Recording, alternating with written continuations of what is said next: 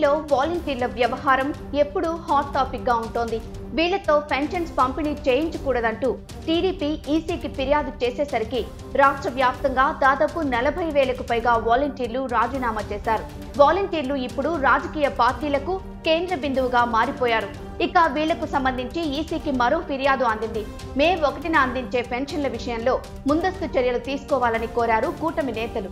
అయితే వాలంటీర్లు ఎవరూ కూడా భయపడొద్దు, బాధపడొద్దంటూ జగన్ తన బస్సు యాత్రలో సభల్లో హామీలిస్తూ వస్తున్నారు.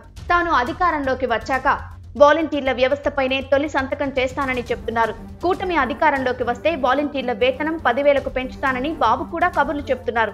అయితే వాలంటీర్ల రాజీనామాలను ఆమోదించొద్దంటూ హైకోర్టులో దాఖలైన పిటిషన్ పైన విచారణ సాగుతోంది. ఇప్పటికే తమ వార్డు ప్రజల స్థితిగతుల గురించి వాలంటీర్లకు బాగా అవగాహన, పట్టు ఉన్నాయి. వాళ్లనే ఏజెంట్లుగా కూర్చోబెడితే పోలింగ్ పైన ప్రభావం ఉంటుందనే అభిప్రాయాన్ని వ్యక్తం చేస్తున్నారు కూటమి నేతలు. అయితే విధుల్లో ఉన్న వాలంటీర్లకు ఎన్నికల ఏజెంట్స్ గా పనిచేసే అవకాశం లేదు. కానీ రాజీనామా చేసిన వాలంటీర్ల విషయంలో ఈ వాదన చెల్లదు. ఎందుకంటే వాళ్ళు రాజీనామాలు చేసేశారు అంటే పార్టీకి దూరంగా ఉన్నట్లు అర్థం. వాళ్ళని పోలింగ్ ఏజెంట్లుగా పెట్టకూడదనే వాదన కరెక్ట్ కాదు. ఇప్పుడు రాష్ట్ర వ్యాప్తంగా ఈ అంశం మీదే చర్చ జరుగుతోంది. దీంతో ఇప్పుడు వాలంటీర్లను పోలింగ్ ఏజెంట్లుగా నియమించడం పైన ఈసీ నిర్ణయం కీలకం కానుంది. అదేవిధంగా మే 1న పంపిణీ చేయాల్సిన పెన్షన్ల విషయంపై ఈసీ ఎలాంటి సూచనలు చేయబోతుంది అన్న విషయం చూడాలి.